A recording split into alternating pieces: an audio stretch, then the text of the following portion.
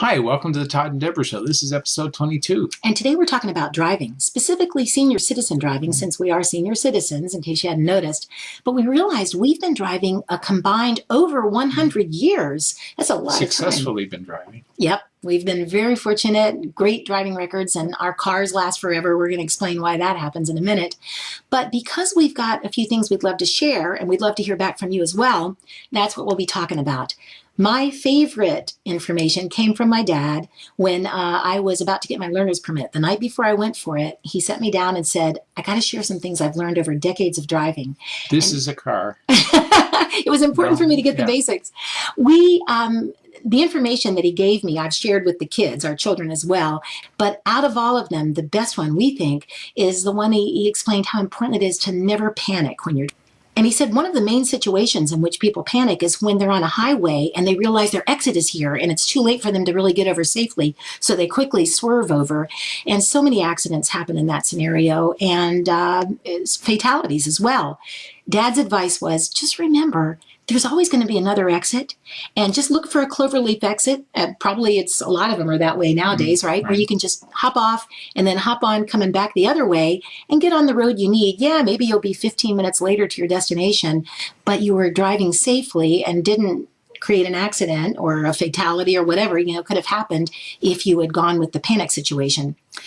So our kids have told me that they have thought of that countless times when they found themselves in that situation. And we're so grateful. Just to remember Grandpa's rule and stay on the highway and play it safe. And that works in life as well as in driving, don't you think? Don't panic. There's always a way out of any situation. Go to the next exit. There you go. In life. Yep. So what about your dad's advice? More about the mechanics of the car, about keeping and maintaining your car, because he always felt that if the car didn't run well, it didn't matter how well you drove. If it broke down, it broke down. So he was a big one as to, maintaining your cars. So that's why this guy is so good at maintaining our cars. We've always bought cars new. Actually, we bought used cars when we were younger and then realized pretty soon that a lot of times you buy somebody else's headache. So we would save up until we could buy a new car, and then we were the ones maintaining it. And as a result, all of our cars go for thousands upon thousands of miles.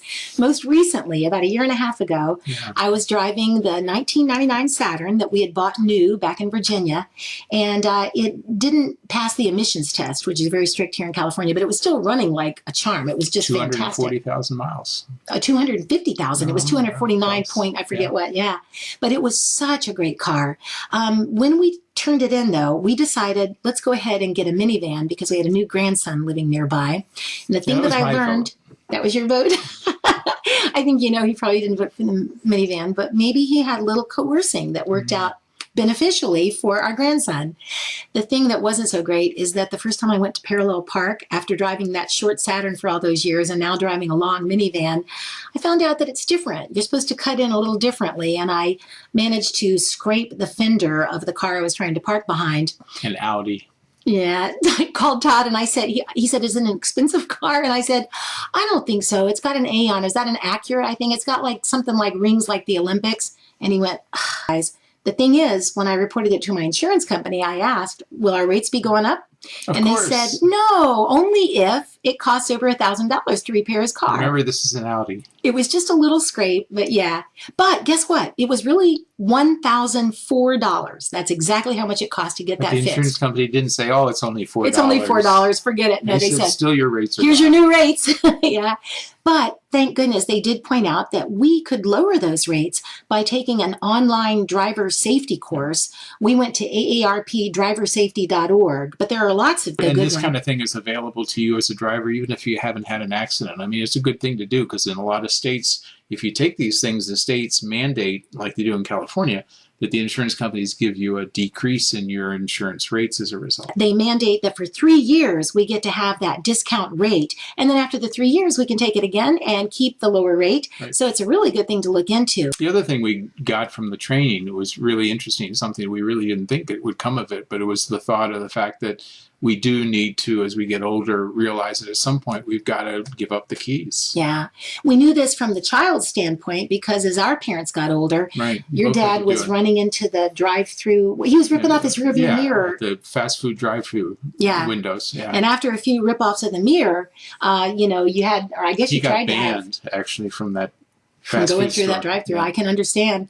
With my dad, it turned out that the neighbors got in touch with us to say, you know, when he pulls out of the driveway, he's running into mailboxes and things. He's just not driving like he used to. My mom had already relinquished her keys to us voluntarily. She said, guys, I'm not the driver I used to be. Take these from me. I don't want to drive. But my dad it was a really big independence issue with him. And he said, I'm sure I'm driving fine. My driving hasn't changed. So thankfully, DMV had a test that senior citizens can take. This was back in Virginia. I'm going to guess that most states have that, right? I don't know. It was helpful, though, because it's hard for the person to be objective about their driving skills at certain ages. And we took him down to DMV. He took the test, and whoa, he was able to see right there that he should not be driving at this point.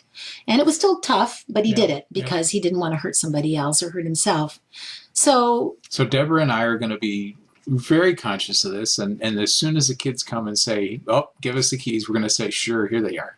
I think I will. I hope I will. But do you think you're going to be like a guy and say, I'm fine, give me those keys back? Well, if I'd gotten a Maserati rather than a minivan, I might be a little bit more hesitant to give up the keys. But That's true. He'll probably be pretty good about it. You know, we laugh and everything and, you know, jokes and everything. People are living longer these days. People are healthier than ever. So the age is probably going up at which people do find that they need to do that. We didn't even throw in the mix here, and that's these self-driving cars. What's that going to mean for seniors? If we can self-drive, the heck with us, you know, and our skills, we can still drive. If we can self-drive, or if our car if can. our cars can. Oh, okay. No, isn't that something? I mean, boy, we live in a whole new world. Yeah. So I have mixed feelings about that. We'll save that for another episode. Okay.